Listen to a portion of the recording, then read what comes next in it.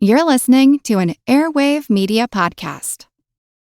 Grown-ups, if there's a child in your life who is interested in, curious about, or fascinated by people and places from history, then my podcast, The Past and the Curious, might just be a hit in your home. From the invention of microscopes to world-traveling dogs to fashions of the 1890s, gold rush ghost towns, and audiences going wild for walking competitions, we've got a little bit of it all. Hosted by children's author and museum educator Mick Sullivan, that's me, the show is fun, funny, engaging, honest, and beloved by kids and parents alike.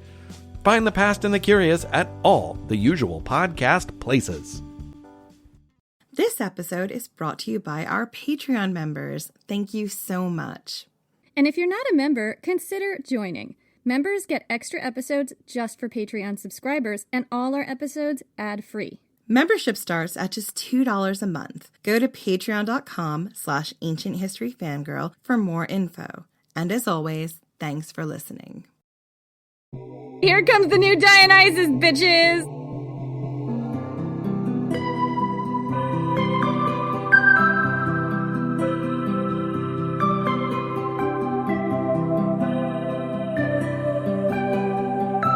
They're lighting fires in the city now. You can see them burning, standing where you are on the breezy portico that looks out over the mile-wide garden on the outskirts of Rome. Rolling emerald lawns dotted with fountains and statues, sheltered groves and grottos where once you entertained your lover in shaded privacy. He's been dead less than a week. The body you loved riddled with stab wounds and sent up in ashes. Once yours in the gardens and the sleepy porticos, then for a fevered, bloody moment he belonged to the assassins, and now up in smoke to the gods. The son you bore him is asleep and unknowing. Your second child grows in your belly, and now you're alone in the world. The streets of Rome have erupted in violence. They light fires to illuminate the streets, fires to destroy whole neighborhoods, fires to drive back the dark and restore order. It doesn't work. At your knees, the city is thrashing and raging, caught in the grip of its grief. You feel no kinship with people in the streets. You are a queen and goddess after all. But this night you have this rage, this grief in common. He was taken from you, too. The night of Caesar's murder, the night of the Ides, a single star streaked its brilliance across the sky. It's been there every time you looked up, casting madness on the city, its gravity stirring ghosts out of the dust. The priests burned sacrifices and pronounced their prophecies. The gods say nothing one way or another. The sky burns over your heads. Now you can smell the thunderstorm. It's coming, a black tower of clouds that threatens beyond the city, and a wind picks up at your feet. You've lived through these storms before, thunderclaps that shake the walls, strewing the elegant garden with down trees and roof tiles. The child stirs in your belly as if to echo your thoughts. You are in agreement. Caesar's gone. There is nothing in Rome for you now. Caesar ended your civil war and gave you your kingdom. There's no guarantee of safety, returning home with no Roman protector to shore up your power. You may be returning to knives in the dark, to conspiracies and insurrection, but you can't stay here. It's only a matter of time before Rome turns its attention across the Tiber to Caesar's garden villa, before the city turns its fury on you. Your manservant awaits your orders. You turn to him, drawing your cloak up over your face. Wake the child, you tell him. Gather my things and ready the ships. It's time to go. I'm Jenny Williamson. And I'm the severed head of Crassus in the play The Bacchae. And this is Ancient History Fangirl. I'm so excited to be doing this episode with the severed head of Crassus. This has literally never happened in the history of Ancient History Fangirl before. He just inserts himself into every episode in any way he can. Nobody's asked for more Crassus, and yet here we have more Crassus. So just picture me and the severed head of Crassus talking for the next hour or so, however long this winds up being. Just held up like Medusa's head. The week... I'm dying. The week after the Ides of March, 44 BC, was a week of portents and magic. Julius Caesar had been I'm sorry. I'm just picturing me and the severed head of Crassus. Just take some time, forget I said it. Like trailing gore onto the table, tripping on the microphone. Petrifying everything it sees. I might turn to stone, but luckily I don't have to look at the severed head of Crassus to do an episode with it. Well, why should you? I am in London at the time. That's true, and apparently so is the severed head of Crassus. You would think it's actually in Parthia. I mean, the time difference. Actually, he's back in stage left, waiting to go on in the final act of the Bacchae. That's right. He's broadcasting from backstage in the Bacchae. He's going to have to go on at any minute. He's just backstage in the wings waiting for his epic appearance. His whole second life in the Parthian Theater Company. But there's one thing we can agree on. In that second life, he had fierce eyeliner. Oh my God, yes.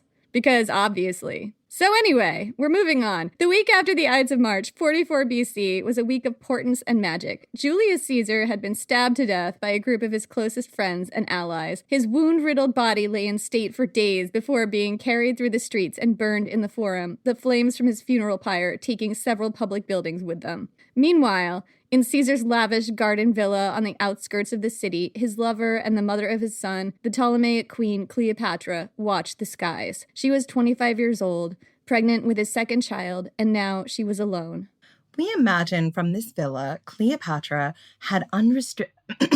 Go slow, severed head of Crassus. Severed head of Crassus needs to stop flubbing his lines. You know what? He's used to just being there for the shock value. He usually doesn't have lines. I mean, this is a whole new thing. We imagine from this villa, Cleopatra had an unrestricted view of the city of Rome, which was studded with fires, some started by riots, others lit to keep public order. The day after the funeral, a violent thunderstorm lashed the city, while a bloodthirsty mob stalked the streets, baying for the murderer's blood. The week after the assassination, a comet streaked the sky, the Julian star, later used as a sign that Caesar should be deified. Because of course. I mean, does he even need a sign? He would say no. We don't even have to ask him. We just know that much. In life, Caesar had housed Cleopatra in this elaborate garden villa, and here he spent hours with her in a frenzy of energy in the year before his death, plotting and planning with her and her astronomers and scientists, philosophers and priests on the great transformation he had planned for Rome. A better calendar, massive public works, a great library to draw the leading scholars from all over the world. And that was only the beginning. But now the villa was quiet as a tomb, and Cleopatra was being evicted. Caesar had left the house to the public in his will. Rome was dangerous for Cleopatra. The city itself was plunged into chaos in the wake of its dictator's death. The question of who would rule Rome, under what kind of government, and what violence might be meted out to whom in the transition was still deciding itself. Cleopatra had to go. So about a week after Caesar's funeral, Cleopatra sailed back to her city, Alexandria, the capital of Egypt, to pick up the pieces. She would never return to Rome. The consequences of Caesar's murder were not small for her, because her rule was entirely dependent on the favor of Rome. Caesar had been her consort and benefactor. He'd settled a civil war in her favor and given her the military strength to hold power in her own volatile kingdom. But now everything was up in the air. If Caesar's assassins took power, Cleopatra and her son, Caesarion, might be their next target. When she stepped on her ship back to Alexandria, Cleopatra was pregnant again, with a second child of Caesar's. But in the months following her return home, she lost the child, probably to a miscarriage. Within weeks, Cleopatra was back in her hometown, grand, gorgeous Alexandria, a city that made Rome look positively provincial. Big, serious questions loomed on the horizon. Questions to do with her alliances to Rome, her kingdom's continued survival, and her own. Rome would be back in her life again eventually. But for now, Cleopatra had to do what she could to shore up her power on her own.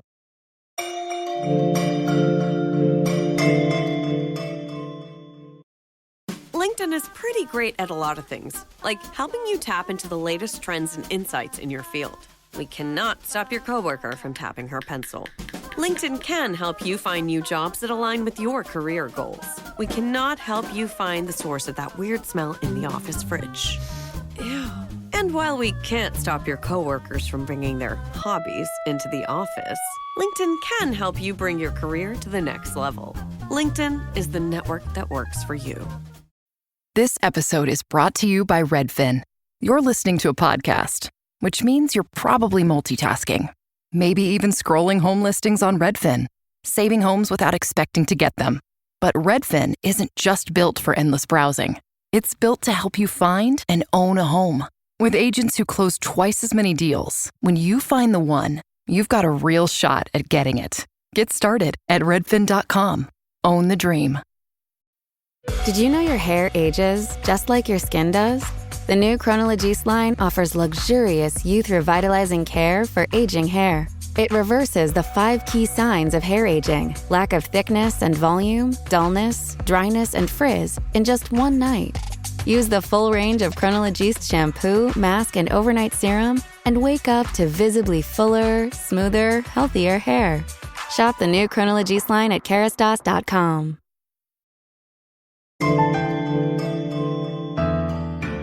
Cleopatra's first step was to deal with her remaining little brother, Ptolemy XIV. I'm 11! Who was also her husband, although he's older than 11 now. He's not 11!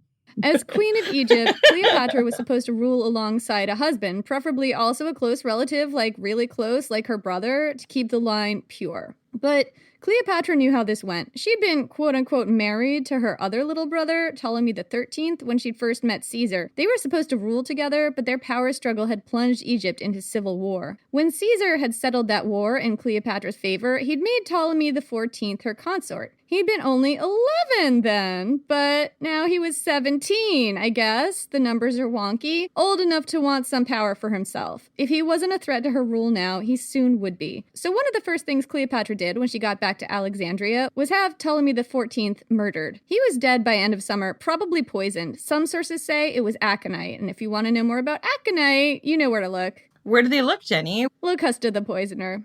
Mm-hmm. If you don't know about aconite, you should definitely check out Locusta the Poisoner, which is one of our episodes where we talk about ancient world poison. It's fascinating. That's why I'm not going into aconite here, because we already talked about it. We did, and this is my warning. If somebody ever makes you blueberry pancakes, don't trust them. Don't trust the pancakes. Unless they're chocolate chip. Even then, I would be wary of any and all pancakes that you do not have a taste or try first, especially if Jen makes them for you. Why would I make pancakes when I could have someone make them for me? Well, right. I mean, the severed head of Crassus doesn't have hands to make pancakes with, so... Because the Egyptian public expected their queen to rule with a male consort, she raised her son, Caesarion, to the throne. He was 3 years old, and for the time being, not a threat. Cleopatra had reset the clock on having to share power. And I think this is actually really interesting, Jen, because this is kind of a problem sometimes for women who take power on behalf of young sons. You know, we saw Agrippina the Younger deal with this, with Nero. Exactly. And, you know, it's just a temporary measure, because eventually your young son is going to hit their majority, and they're not going to want mom around anymore, necessarily. Even if you are sleeping with them. Agrippina, we're side-eyeing you right now. Right, in the litter or not in the litter. Just listen to Dux Femina for an in-depth discussion about whether Nero and Agrippina were having sex in a litter. Definitely not in the litter. This is the kind of serious academic question we get into. And then Cleopatra threw herself energetically into reminding her people exactly who the queen was, because there could be no mistake who the queen was here, people. Right. We don't want anyone forgetting who the queen was. The summer of 44 BC was, for Cleopatra, a summer of festivals. She stepped back into the ritual role she'd embraced at the very beginning of her reign, before her civil war. This role, drawing on her gift of spectacle to throw lavish celebrations of religious holidays, both cemented her presence as a populace and made her highly visible as a goddess and leader to the Egyptian public. Throughout the summer of 44 BC, Cleopatra presided over the summer fertility rites that always came with the flooding of the Nile, often dressed as the goddess Isis, a deity she was strongly associated with. And I just want to stop for a minute because I found something interesting when I was doing some research on Dionysus in the early folklore of the Mediterranean and wider regions. And most things actually had their new year beginning when the Nile flooded, because it goes back to Egypt. And when was that? It was in the summer. So instead of having your new year begin like we traditionally do now in January, it actually began in the summer, because that was their season when everything sort of returned and it would be a renewed life. And it all goes back to the Nile. Fascinating. She also embarked on an ambitious public works campaign, overseeing the construction of several elaborate temples. One, the Temple of Dendera, was associated with her son Caesarion. It showed Caesarion burning incense for the gods Osiris, Isis, and Horus, while Cleopatra appeared in full Isis regalia behind him, shaking a holy rattle. Cleopatra also made plans to construct an enormous public building, the Caesareum, to honor Julius Caesar. Not to be confused with her son Caesarion, it's the Caesareum. With an M. U-M, not O-N. That's right. Whole different thing. One is a building, one is a person. One is a salad. No salad, no. Not a salad. We've established this. I mean, it is a delicious salad. Chicken Caesar salad is one of my favorites. Julius Caesar isn't a salad, even if the salad is delicious. Can we just establish this fact? I could debate this, but then he'll appear, and we don't have time for that. I mean, I think we left the door open, didn't we? We left the door open, but we haven't even got to the bit about Marc Antony and Cleopatra meeting, and you know he's going to have shit to say about that. He refused. Okay, he refused to come to our rehearsal the other night. Refused. Flat out refused. He was like, Julius Caesar doesn't do rehearsals. Right, and we were just like, all right, Julius Caesar, you know what? We had booze here. We were going to have a good time, but you know what? We're not going to... We had a whole amphora of the best Falernian I could find, which is, barefoot wine that I got from the off-license, but it could be Falernian. It was $2 Chuck, really, let's be honest. Actually, it's $4 Chuck now. If only that was enough to tempt him. Yeah, we always have the cheapest ass wine. I mean, sometimes it's about quantity, guys. Sometimes it's about what can I fill my giant crater with? What can I fill my war elephant stomach with? Exactly. Anyway, Cleopatra had also made plans to construct an enormous public building, the Caesareum, to honor Julius Caesar. The building was positioned right by the harbor with a magnificent view of the sea. It would ultimately encompass an entire neighborhood, complete with boardwalks, courts, groves of trees, porticos, gardens, libraries, and an endless array of priceless art that was probably mostly looted from conquered communities. Cleopatra moved the twin obelisks, now known as Cleopatra's Needles, created more than 1,200 years before she was born, from Heliopolis to decorate this building. The Caesareum wasn't completed in Cleopatra's lifetime, but its construction began in that busy, fevered year after Caesar's death. Cleopatra also led an intellectual revival in Alexandria in the months after Caesar's death. Alexandria was home to the Great Library of Alexandria and its sister institution, the Museum. In these buildings, the world's most eminent scholars were given 3 square meals and a free place to live, with all the world's knowledge and a community of other leading multidisciplinary thinkers at their fingertips, and the Ptolemies were their one and only patron. I mean, Jenny, that's clearly where we belong. Are they still taking applications for residencies or what? I mean, did you hear about the fire?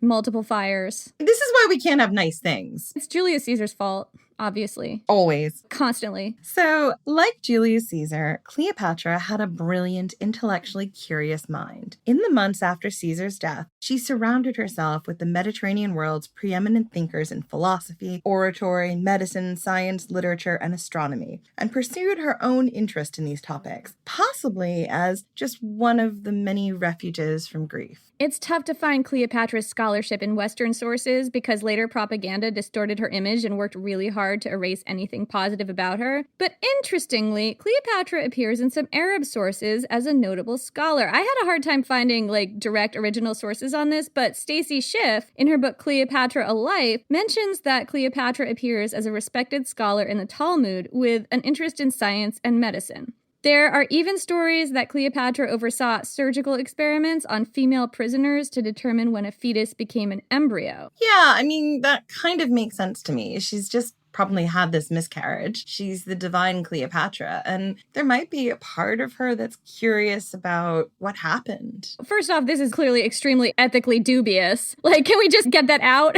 Yeah, this is a horrible, horrid thing to do to anyone. And we do not approve. Not okay, Cleopatra. We disapprove strongly. Drawing that line in the sand, not okay. Apparently, this line needs to be drawn. It needs to aggressively be drawn, but from the insatiable need to know why this thing has happened to this divine person. I bet she was dealing with some serious postpartum. Well, I don't know if that's what she was dealing with. I bet she had an insatiable grief here. She's lost Caesar. She's lost the second child that they were going to have together. There has to be something inside of her at this point in time that is probably really, really broken. I don't want to label it because we can't label people who lived thousands of years ago. It's possible she had post-miscarriage depression as well as her grief for the loss of Caesar and this life that she thought she was building in Rome. All of these things coupled together could have maybe explained where this weird fascination came from. Again, not okay. And I'm not saying that postpartum depression leads you naturally to want to conduct experiments on people, because that's horrible. Not saying that. That is not where we're going. We're just saying her headspace was probably not where it would have been, and there are many mitigating factors that coupled together may explain this strange turn of events we're seeing. It was just such a random fact that I found, and Jen kind of brought it together for me when we were talking about it, because I was just like, this is just totally random. And Jen was like, well, no, I bet it totally totally had to do with her miscarriage. And also, like, she's a goddess on Earth, and she probably believes that hype, or at least partially believes that hype, you know? So what does it mean when a goddess on Earth miscarries? How can this even happen? And remember, she was in the process of making Caesar the son of Venus and being this deified leader. And he's just been assassinated. Like, her entire world has been shook. It's like her entire concept of herself and of Caesar as deities, which, I mean, maybe they just sort of didn't believe that and they were cynically manipulating public belief in that area. I mean, I think it's a bit of both. I think it was a bit of both. Like, I think at least partially they really did believe their own hype in that area. It's totally possible. And it was one of those things that clicked in my head. Oh, she's actually gone through quite a lot. She's had a really shit year. This is only a year later. Right. Not to say that if you have a shit year, you should perform Dr. Mengele-style experiments on people. We've all had shit years. Both Jenny and I have suffered with different mental illnesses and things like that in the past, and neither of us have ever gone down this route or would. Somehow we managed to get through it without pulling this shit. Cleopatra, what are you doing? Well, Cleopatra needed like some talk space or better help therapy, clearly. This is a point where you start seeing your friend doing stuff like this and you're like, you know, I think you're in a really dark mental place right now and I think you should talk to a professional. Yeah, I think like just our normal like chat sessions over the wine and opium that we've been smoking are not cutting it. Because Cleopatra definitely smoked opium, guys. Probably she did, yeah. I did not do the primary research, so I'm just saying stuff. I'm just Crassus's head repeating the rumors. I mean, look, nobody's holding Crassus's head accountable for anything in this podcast. Let's be real. It's all on me. Look at the partner I have to work with here. Jen pieced out early, and now I have a severed head. Boo. Stop it, Crassus's head. You're creeping me out. I'm not creeping you out. You just can't handle my eyeliner game. It's so fierce. That's true. I can't even look at it. It's too fierce.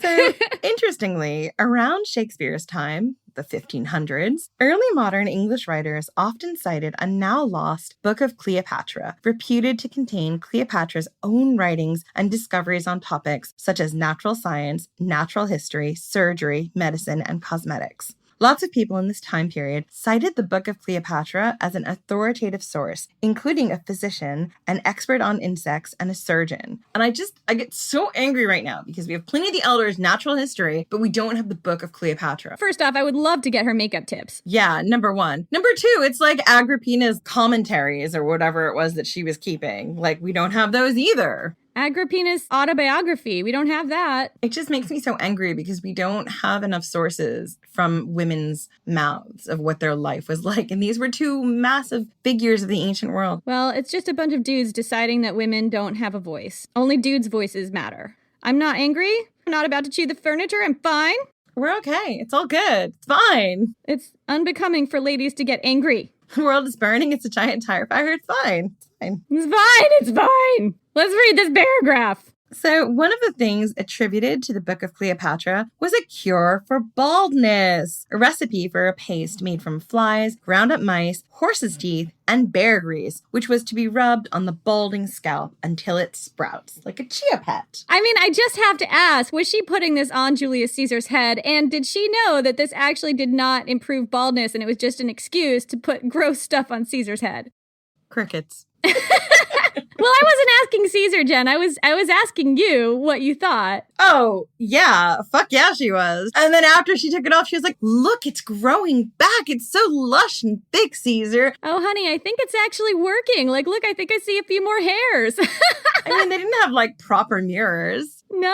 I mean, how's he gonna know? Like, he's just taking her word for it. Absolutely. Some of this information, especially the info about the shady experiments, may be untrue or exaggerated or written to demonize Cleopatra. We don't know. But what we do know is that in Alexandria, Cleopatra had the most learned scholars in the known world from the Library of Alexandria as her tutors and dinner companions. She was intensely intellectual, educated, and curious about everything, and she was raised to see herself as a living goddess on earth who may well have believed that she could do anything to anybody. So I don't find these claims to be totally off the wall here. So, for the next year or so, while Rome was sorting itself out, Cleopatra kept busy, presiding over festivals in her elaborate Isis gear, leading an intellectual revival, building lavish temples, conducting very ethically dubious experiments, and murdering her little brother. You know, that is one bujo that I do not want to get my hands on. Or do you? Or do I? But everything wasn't all coming up Cleopatra all the time. A bad spring growing season resulted in widespread famine. Inflation forced Cleopatra to devalue her currency again. She'd done this once before when Caesar demanded she pay off all her father's debts to Rome, despite the fact that she had just borne him a son and, he had an excellent 13-month honeymoon in her love shack palace. But hey, Caesar, not cool. And on top of all this, there was a breakout of bubonic plague.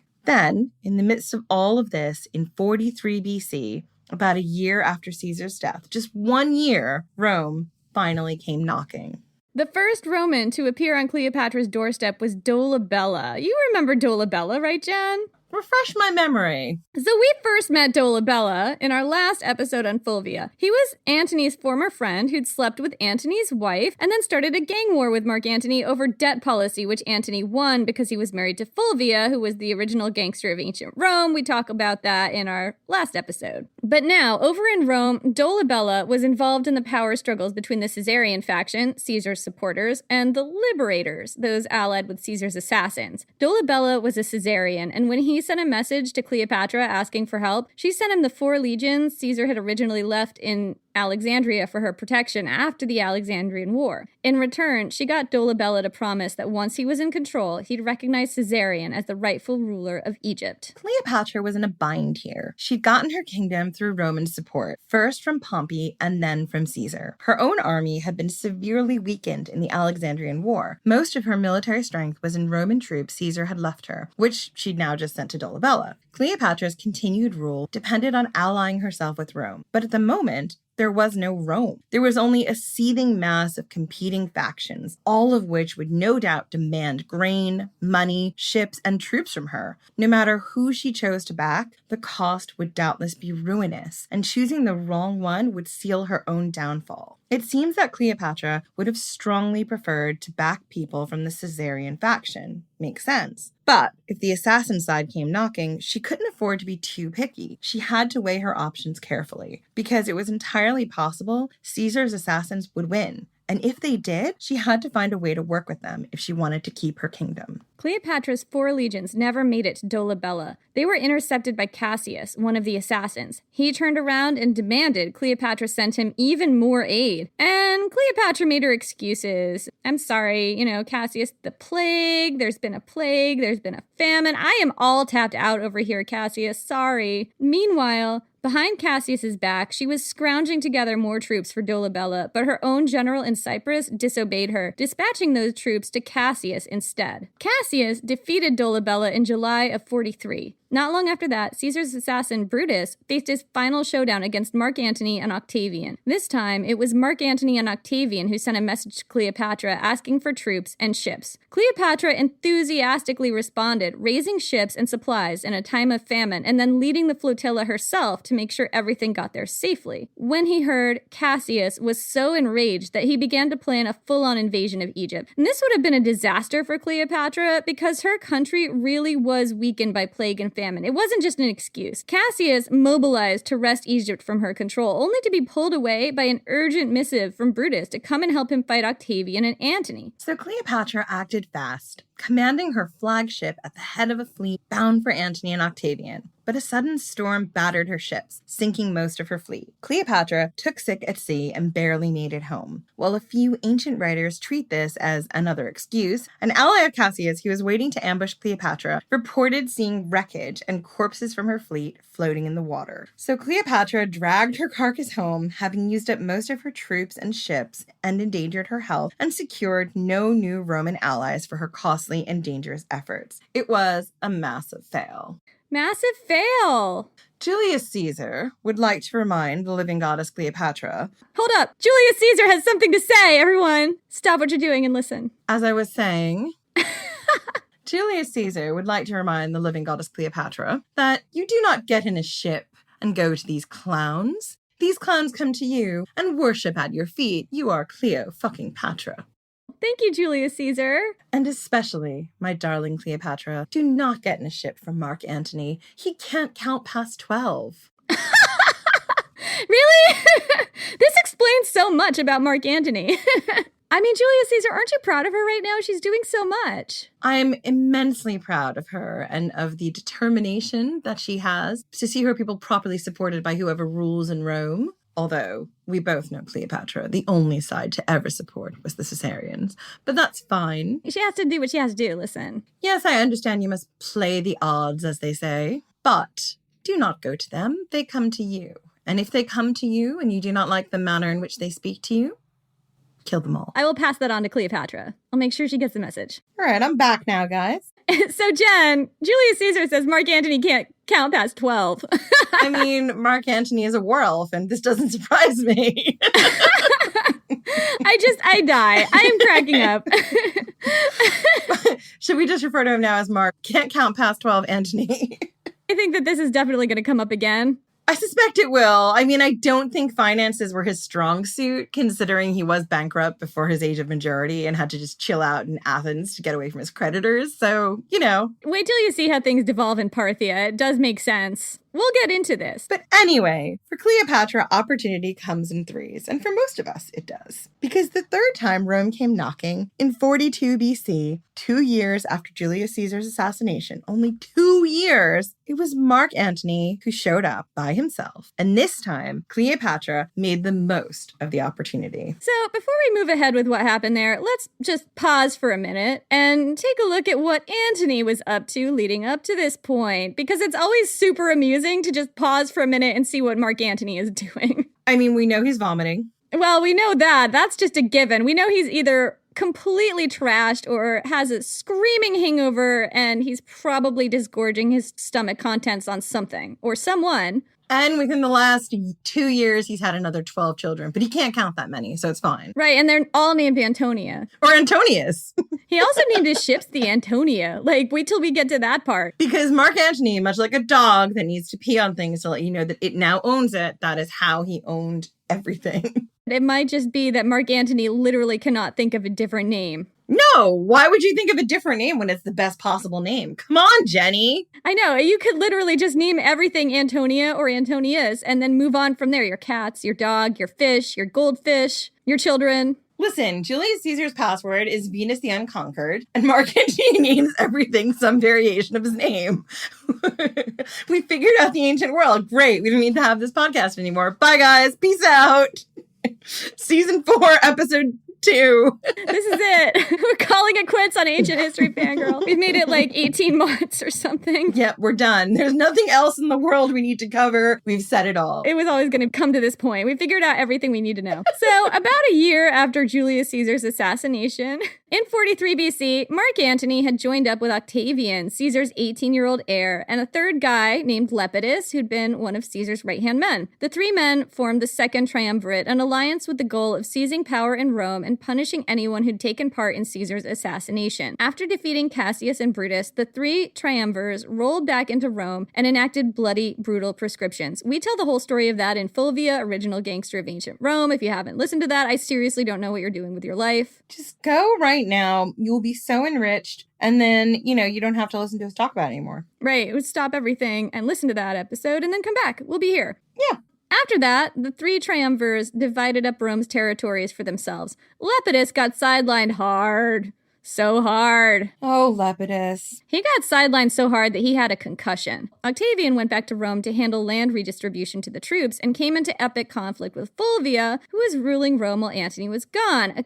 Again, if you haven't listened to Fulvia, Original Gangster of Ancient Rome, I don't even know what to say to you at this point. I don't either. You've rendered us both speechless. You've rendered Julius Caesar speechless. I think he would have been a Fulvia fan. Julius Caesar, are you a Fulvia fan? Julius Caesar deeply admires and respects the lady Fulvia.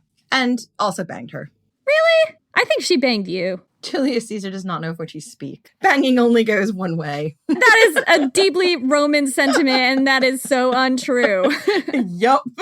Of course, an ancient Roman would say that. Also, Julius Caesar doesn't do oral, and he thinks it only goes one way. I mean, he did have a magic D. I guess that makes up for a lot. Again, we don't know that Julius Caesar actually banged Fulvia, but Don't trust anything that dude says. I mean, is he saying it to get even with Antony, who was married to Fulvia? We don't know. He's been in a surly mood ever since we started this arc. He's not the main character anymore. Of course he's in a surly mood. And also, his, best friend and his best babe got together, and they're the epic love story. The epic love story isn't Julius Caesar and Cleopatra. It was, though. He got his time. But Shakespeare didn't write it that way. Oh, man, that must grate on him. Oh, you know it does.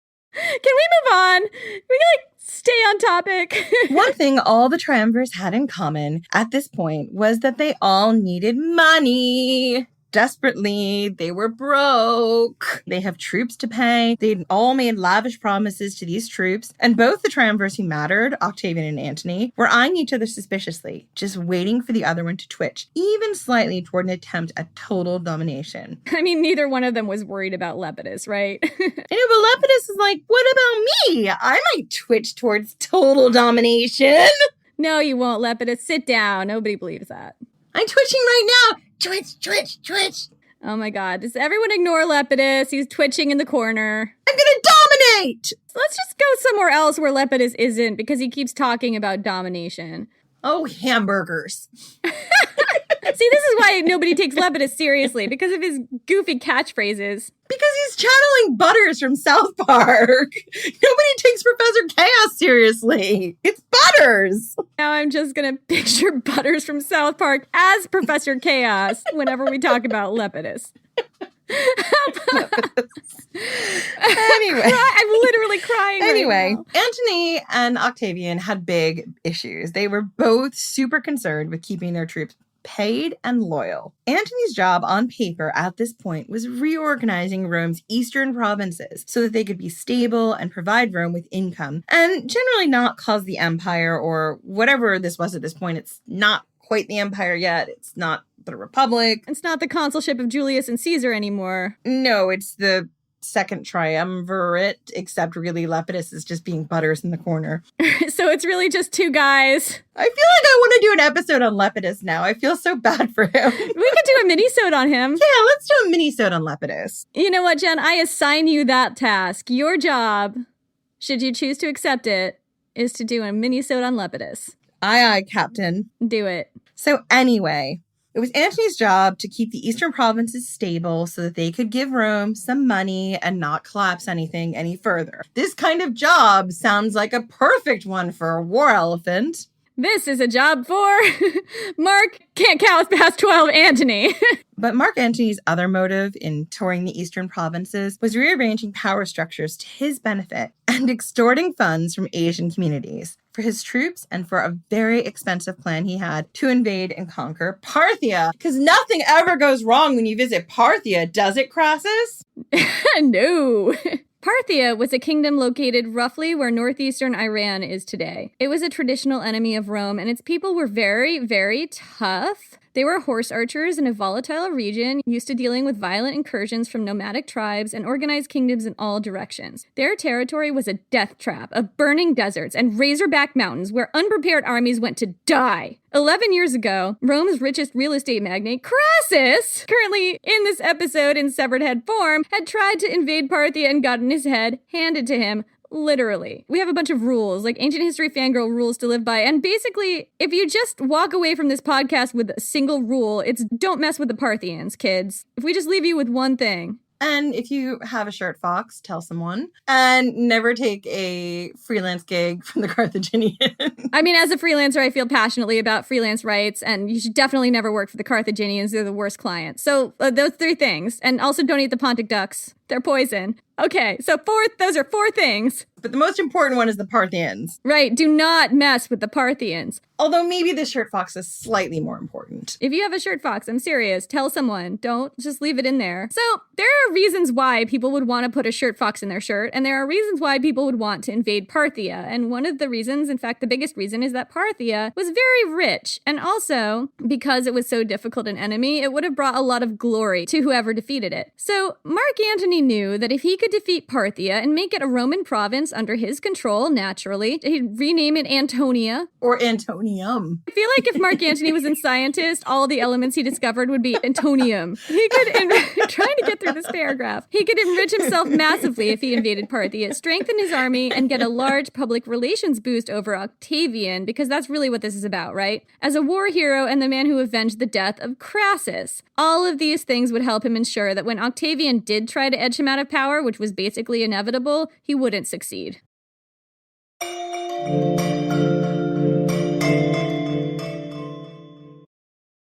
An all-new season of The Secret Lives of Mormon Wives is now streaming on Hulu and Hulu on Disney+.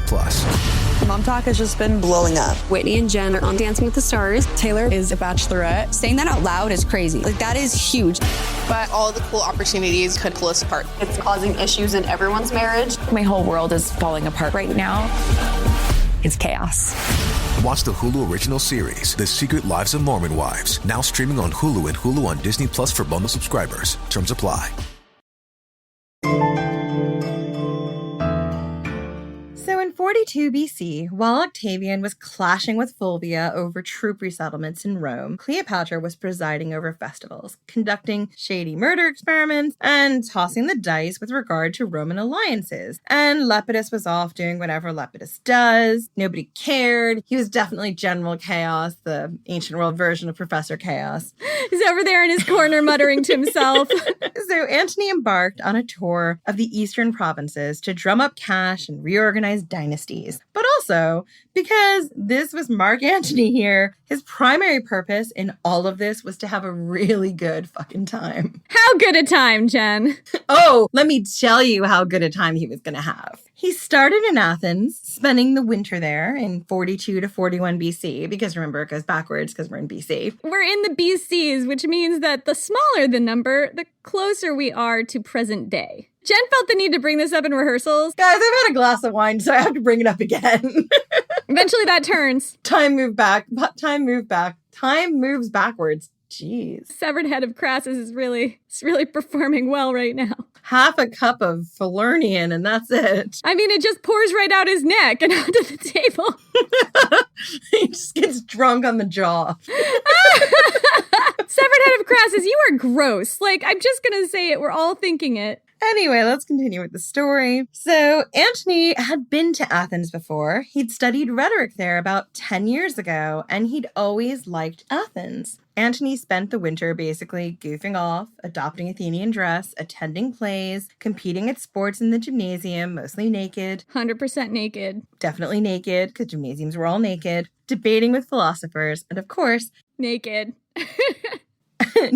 Potentially. And of course, he was feasting and drinking on a truly epic scale. And the Greeks humored Antony. They, and all the other rulers in the eastern provinces really, knew that Antony was now a major power in the region. He was there to take money and rearrange dynasties to suit himself, and they had to be on his good side. The people of Athens showered Antony with feasts and gifts, all while tactfully asking for favors and special treatment. Right, because this is really the game here. This is totally the game here. Crowds of dancers, musicians, and actors thronged about Antony, eager to entertain him. When Antony left Athens and made his way toward Ephesus, he was preceded by a crowd of men dressed as satyrs with enormous erections, because that's what satyrs had, giant boners, giant raging agendas, and women dressed as maenads, the wild, frenziing female worshippers of Dionysus. Everywhere he went, Antony was proclaimed the new Dionysus, and he ate it right up. I mean, I just love this, Jen. Like, can you just see it? Here comes the new Dionysus, bitches. You can just see it. Where are my maenads at? And the thing about Dionysus, because that's the episode that I did the primary research on, is he literally was thronged by these wild, amazing women and these satyrs with giant erections. And you can see... Was there limb ripping involved in this? They didn't always frenzy and rip limbs. I mean, that was sort of reserved for people who didn't, accept Dionysus into their hearts and minds. But when they do frenzy and rip limbs, everyone knows who their god is, and it's Dionysus. Goddamn straight. Where my maenads at, bitches? Where my maenads at. I feel like that's just now the motto of my life. I need to put that on a t-shirt. I think we will put that on a t-shirt. Check our merch section. We're going to have that at some point. None of this aggrandizement stopped Antony from enacting crushing levies on all his new provinces. His usual ask was 9 years' worth of taxes to be paid up front in 2 years. And although he was supposed to be spending this money on troops and supplies, Antony often used it to just, pay for his expensive parties and shower his followers with gifts. At one point, bestowing an enormous mansion to a cook who made him a really good dinner. So I have to tell you this one story that just totally ties into Caesar's claim that Marc Antony can't count past 12. One ballsy orator after Antony levied 200,000 talents. And can we just stop a second? Because 20 talents was like millions of dollars in today's money if it was talents of gold. Yeah, we talked about this. We got really bent around the axle on this. We have no idea if it's gold or silver. And that makes a big difference. So it makes a massive difference. But either way, it's a fortune. Right. An actual talent was supposed to be a human person's weight in money. So 200,000 talents is like an unimaginable sum of money. And it just kind of tells me that Marc Antony is making up numbers here. Oh, yeah. He's like, I'm just going to charge you a super bajillion talents. And then on top of that, I'm going to charge you another super bajillion talents. And this orator says, that's not actually a real number. Obviously, we don't have that much. And if you never got the first super bajillion talents, take it up with your corrupt administrators, not us. Which is, kind of a mic drop. Antony liked this guy. He was said to love it when people gave it to him straight. So he called off the second super bajillion talent levy. Communities tried other ways to mitigate their Antony problem, too. For instance, everyone knew Marc Antony liked the ladies. No. Shocker. He had a lot of big dick energy, okay, Jen? He did. He had a lot of wives and he had a lot of children. So many children. And I do feel like his, whole political strategy was, when he was active in the Senate, was just taking it out and swinging it around and hitting people with it. It all makes sense now. I mean, what do you think a veto hammer is, Jen? It's all just a euphemism. I think in Antony's case, it wasn't even that good a euphemism. I think that's what he called it in bed. Do you want to see my veto hammer? Oh, yes, Antony. I mean, if it's Marcellus, it's do you want to see my raging anti-Caesar agenda? I guess it's better than the horse palace. So Plutarch has something to contribute to this conversation. Oh, has he put the flying ointment down? I doubt it. He tells us that rulers in the eastern provinces frequently offered Marc Antony knights with their wives in order to reduce the levies and get good terms in the redistribution of power. One woman, Glaphyra, was thought to be his mistress during this time. She was competing with another claimant for the throne of Cappadocia. Antony picked the other claimant, which is just deeply disappointing, Antony. She waxed for you. Seriously? Yeah, I mean, the thing about Antony is Antony gonna Antony. Yeah, he certainly is gonna Antony. Veto hammer gonna veto hammer, okay? So,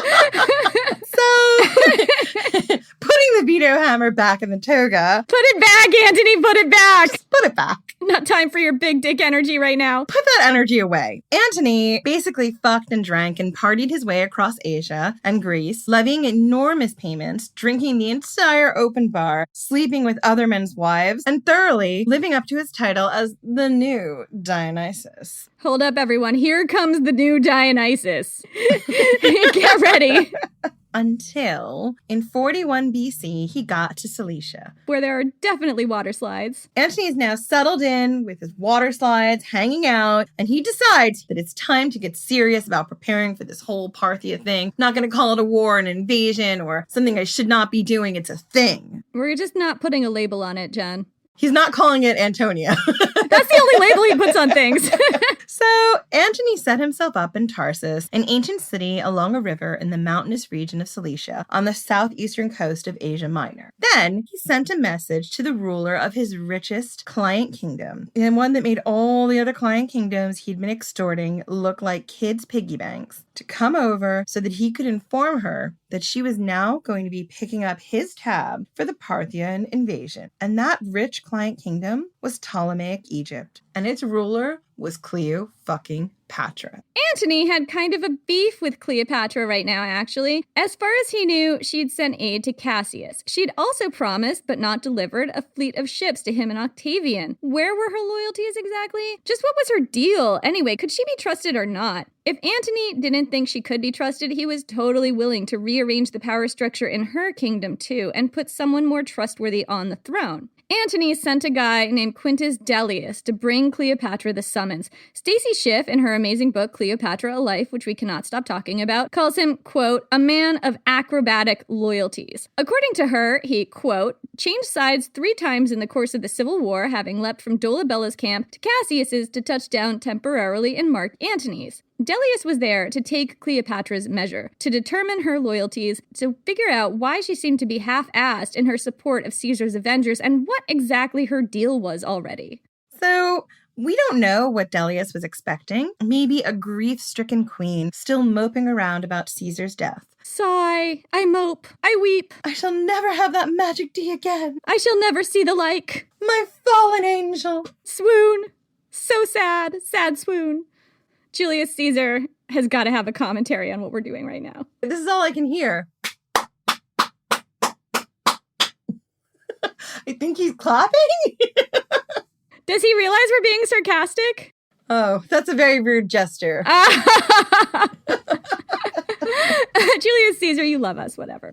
So, anyway, we aren't sure exactly what Cleopatra did to make such an impression on him, but we do know that when he met her, he was absolutely 100% not prepared for the reality of Cleo motherfucking Patra. Although she didn't actually fuck her mother, we have to just specify that because, you know, with the Ptolemies, you never know. Right, with the Ptolemies, you actually do have to specify. So, Dellius took one look at the Egyptian queen and goddess and knew Isis and said, oh, Marc Antony's gonna love you. And you're gonna love him. Unlike Caesar, he does give oral. Oh, yeah. I mean, for the right reasons, for the right women. He didn't give it to all his wives. No, he didn't give it to Octavia, I'll tell you that much. You know he did to Fulvia. Oh, he had to do it with Fulvia. If you don't go down on Fulvia, she sends her mobs after you. I mean, that's what happened with Octavian.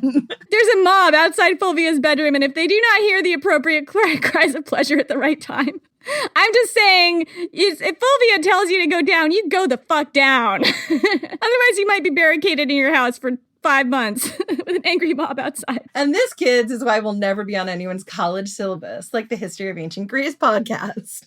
Oh, were we trying to do that? Like, was that a goal? At one point in time, it might have been. I was like, we'll do a history podcast and we can go for educational funding. And Jenny's like, no, we can't. I mean, I can already see how that's not going to work. Anyway, I'm getting back to Dellius. Right, so let's talk about Dellius. Dellius, the acrobat, once again switched sides. Suddenly, he was Cleopatra's advisor on all things Marc Antony because he wanted her to succeed. He advised Cleopatra to get ready with a charm offensive and assured her that Antony was, quote, the most agreeable and humane of all commanders. The most agreeable and humane of commanders. Swoon. Swoon. Probably told her about the veto hammer. He probably did. He's like, let me tell you about Marc Antony's veto hammer. He's got his good points and his bad points. He likes to make up numbers. He has a really weird sense of humor. We're getting to that. Oh, God. Cleopatra heard Dellius out, and she decided to play it cool. She did not go running to Antony. Nope, she did not. She waited. Julius Caesar would approve. Goddamn right. She waited. Not exactly sure how long, maybe weeks, maybe months. The dates are fuzzy. While the letters and summonses from Antony piled up. Some writers suggest she was still judging the situation, but I think she was just trying to pull a boss move here. Totally. I think she was like, living goddess. Check. I'm not traipsing all the way to Cilicia for nothing. Even if there are water slides. Even if that water slide goes through a shark tank like the one in Atlantis. I'm trying to tell you about how Cleopatra did not go to Antony until she was good and ready to go to Antony. And when she was ready, she put on her game face. And she went sailing off to Cilicia to meet Marc Antony in her luxury yacht flotilla like a fucking girl boss. If there was one thing Cleopatra excelled at, it was making an entrance. 6 years ago, she'd appeared before Julius Caesar, dressed simply, sneaking through enemy lines, seizing the initiative, wrapped in burlap, just like he liked his ladies. Oh, yeah. Wrapped in a itchy fabric and very hot. Crafty and wrapped in burlap. Exactly. For Marc Antony, she took the opposite tack, rowing up the river to Tarsus in a gilded barge with purple sails and silver oars, reclining beneath a canopy, dressed like Venus in a priceless painting. You couldn't possibly miss her. She was fanned by young boys dressed as Eros, the god of erotic love. The most beautiful of her serving maids, as Graces and Nereids, sailed the ship, manning the rudders and trimming the sails. Clouds of expensive incest begot clouds. It sounded like I said incest. Insects. Really? Clouds of expensive incest. It is the Ptolemies. I mean, It was with the most expensive person in the realm. They didn't always do incest, Jen, but when they did, it was expensive incest. Oh my God. We can't get through this episode. Clouds of expensive incense, not incest, and not insects. Incense beguiled the crowds that thronged at the riverbanks to see her. When Cleopatra's luxury yacht flotilla arrived at Tarsus, Marc Antony was in a large public building hearing petitions. Rumors of Cleopatra's arrival traveled so swiftly and were so disruptive that just about the entire population of Tarsus dropped what they were doing and ran down the docks to catch sight of her, including everyone in the public building who'd been waiting on favors from Antony. You can just see him like, where my man at? Where's everyone going? Where my man at? What's going on? Am I not the new Dionysus? What? What? The veto hammer just got really sad. So poor Antony's hull quickly began to empty out until he was left all alone in this big echoing place. And eventually he was like, oh, I guess I have to get up and walk somewhere with my body and see what's going on. So he went trailing outside after the crowd, and a message came to him soon after. Quote, Venus has come to revel with Bacchus for the good of Asia. Swoon! How about that for an opening line? Oh my God. It's like she just read the Antony playbook and was like, hi, I'm going to just stroke that veto hammer right now. It was all sad. Well, that's how you do it. You make it sad and then you make it happy. Exactly. Antony invited Cleopatra to join him for dinner, but Cleo pulled another power move and said, oh no, you don't do the inviting, I do the inviting.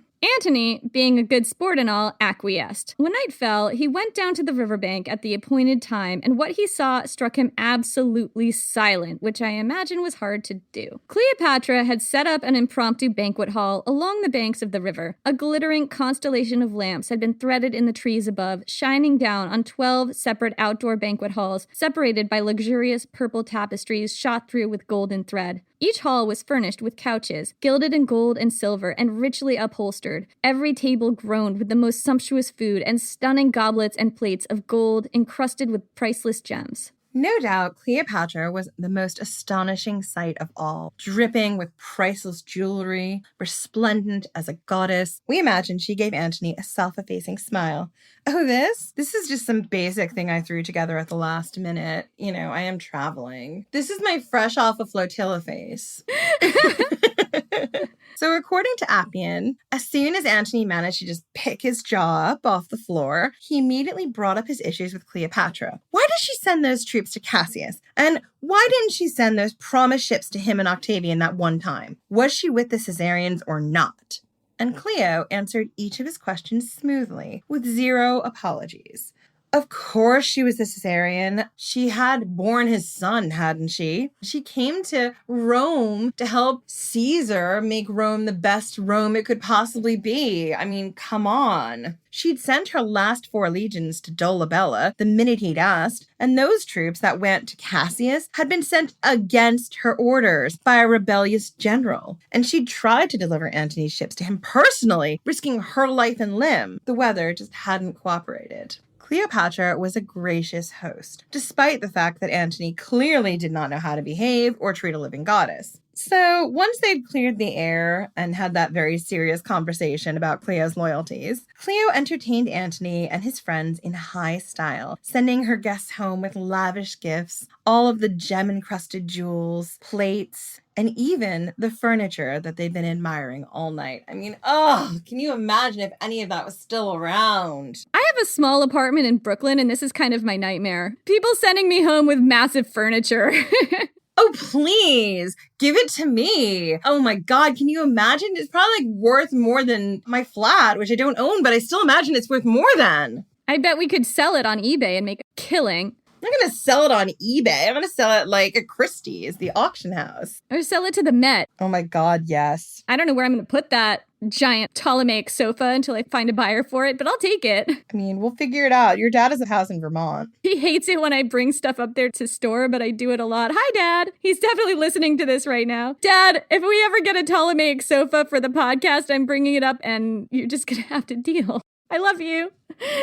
I mean, if you get a Ptolemaic sofa, like, what an amazing thing. I know, it's for the podcast, Dad. My dad's a big podcast supporter. He is. Lavish generosity, but make no mistake, this was all a power move. Cleopatra knew she was competing with all the other monarchs of the East, who'd been drowning Antony in wine and riches and sex for months and proclaiming him the new Dionysus, which was a nickname that he really, really liked. She had to make the best impression of them all. Before they left, Cleopatra invited her guests back tomorrow, promising she'd, make an effort this time. And the second night, Antony and his lieutenants showed up to a banquet tent knee-deep in rose petals. Stacy Schiff tells us that the perfume must have been overpowering in the heat of Tarsus. And at the end of that night, Cleo sent her guests off with even more lavish gifts. Litters and litter bearers, fabulous horses outfitted in gold trappings, the customary very large furniture and ostentatious plateware that you're going to have to put in your dad's basement or attic until you find a buyer for it, and a single Ethiopian slave each carrying a torch to help her guests get home. And then I guess just live there. Not cool, Cleo. Although I guess you could just give the slave his freedom and say, all right, you can go now. Yeah, maybe they did. Maybe they were like, cool, thanks very much for guiding me home. You're free now. Go enjoy your life. That'd be great. That is the ending that I would like to imagine, but doubt happened. I don't think that ever happened because it's the ancient world and people were trash. Yep. So the night after, it was Antony's turn to entertain Cleopatra. Antony was not necessarily a slouch in this area. He was a notorious hedonist whose tastes ran very, very rich. And he just spent the past few months extorting unimaginable wealth out of his provinces. He had the resources and expensive taste to throw a fucking blockbuster party. But did he? Did he? He should have had this, right? He did not have this. Maybe he was just hungover, or maybe he was drunk on rose petals. We don't know. Fermented rose petals. Antony did not have this. Because here's the thing. Never try to out-Ptolemy a Ptolemy when it comes to hosting a dinner party. When Cleopatra arrived at Antony's dinner, she was less than impressed. And Antony busted out the self-deprecating humor. He was, as Plutarch emerges from his fever dream to assure us, quote, first to rail at the meagerness and rusticity of his own arrangements. Cleopatra immediately joined in making fun of him, quote, without restraint and boldly. As she'd done with Caesar, Cleopatra gauged her audience and adjusted her charm offensive accordingly. Plutarch tells us that Cleopatra noticed Antony's rough, ribald, soldierly humor, decidedly more down-to-earth than Caesar, and adopted a similar, informal, and even ribald humor herself. Cleopatra turned on a dime to transform herself from the sophisticated, wealthy intellectual queen and goddess into the quintessential cool girl, just one of the guys, a woman who could arm wrestle, crack dirty jokes, and play pranks with the best of them. No doubt the minute she started doing this, it was her entourage's turn to pick their jaws up off the floor. Marc Antony, simple soul that he was, didn't stand a chance. Appian tells us that Antony was, quote, amazed at Cleopatra's wit as well as her good looks, and became her captive even though he was 40 years of age. At this point in time, Cleopatra was 28, so 40-year-old guy going for a woman over a decade younger than him. This never happens. Appian, why are you so surprised? Can't imagine what he sees in her, although, let's be honest, she's almost age appropriate. For the ancient world, she really is age-appropriate. Antony stuck around Tarsus with Cleopatra for a couple more weeks. And in that time, he completely lost interest in, plundering the eastern provinces or fucking his way across Asia. Instead, he took up a new hobby, having people killed on Cleopatra's behalf.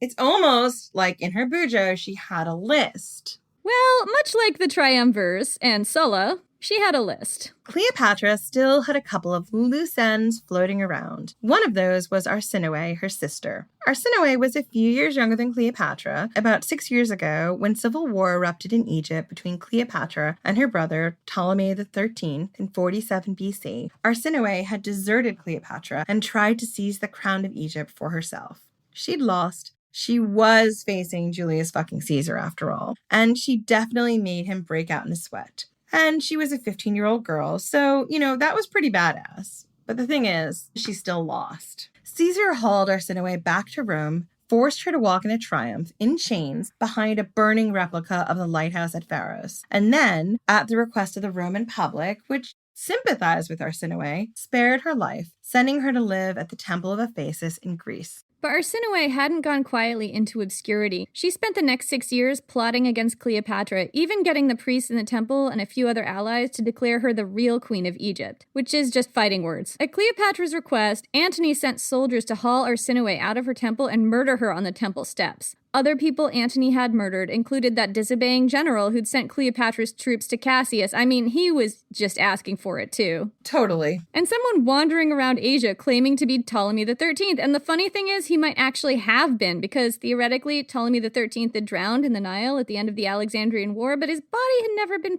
found, so there was kind of an opening there. I mean, but if that was me, I probably wouldn't be telling people. I wouldn't be advertising until I had a real good army at my side. That's true, so maybe not. It's obvious that sparks flew the moment Antony and Cleopatra met under the lights in the trees at the lavish banquet in Tarsus. But it's actually possible Antony and Cleopatra had met before. Antony worked closely with Julius Caesar, and they could have met while Cleopatra was visiting Rome in 45 and 44 BC. Appian tells us that Antony had in fact fallen in love with Cleopatra at first sight about 14 years ago, when she was about 14 years old, because that makes sense. It's the fucking ancient world.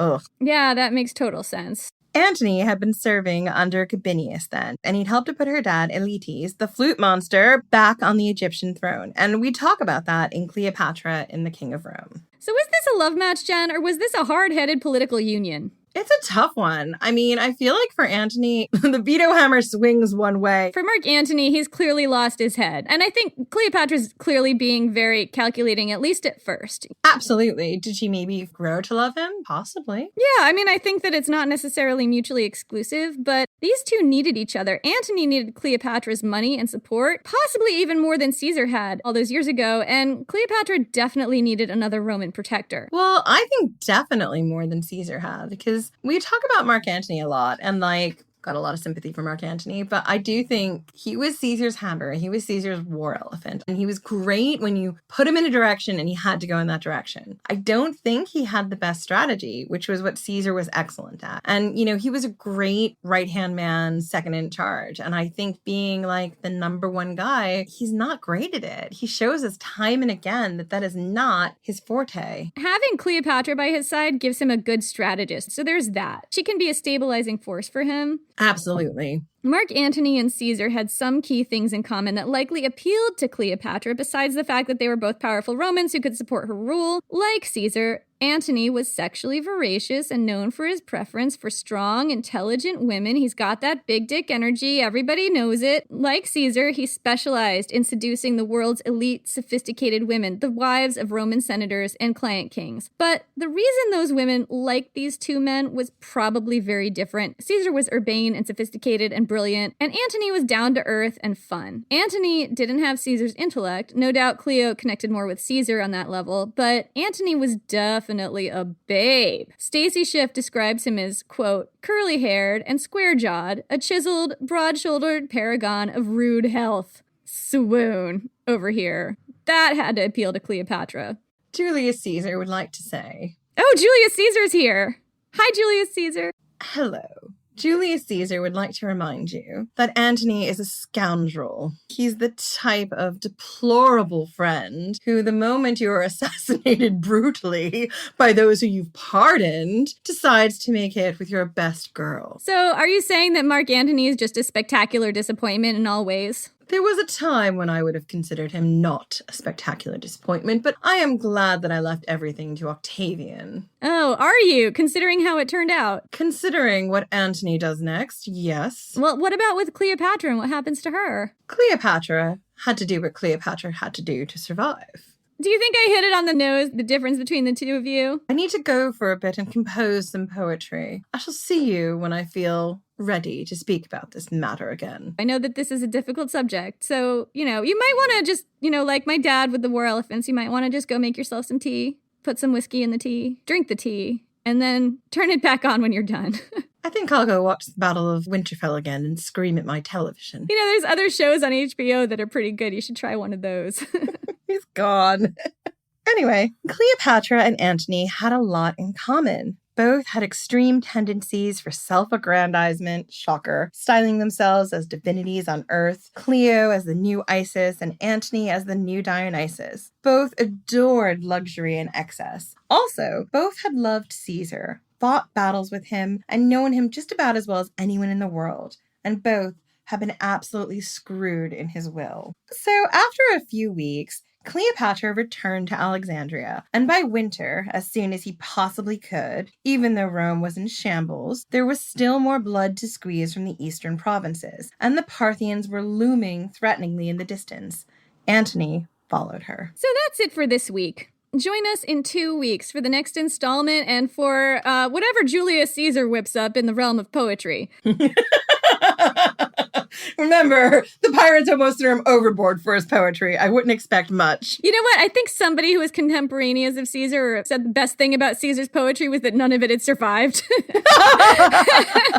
And in the meantime, connect with us on social at Ancient Hist Fan on Twitter or Ancient History Fangirl on Facebook and Instagram. If you want more of us, in the meantime, we have a Patreon where we now have several minisodes up. These are shorter episodes between 10 and 30 minutes. I mean, 30 minutes isn't that short, but it's shorter than our normal ones. We just have a hard time being brief. We do. And these episodes deal with things that we didn't get to cover in our longer episodes. Starting at just $2 a month. I can not even get a cup of coffee for that. So for just $2 a month, you can subscribe and get more episodes from us in your feed. And you can subscribe at patreon.com/Ancient History Fangirl. Right now, we have minisodes up on how Pompey cleared up the Mediterranean pirate problem in roughly 40 days, a story about an infamous pirate queen who lived a few centuries before Pompey, and Jen invited Julius Caesar back onto the podcast because he keeps bugging us to let him come back on the podcast to critique the Battle of Winterfell from Game of Thrones. I did. It was fun.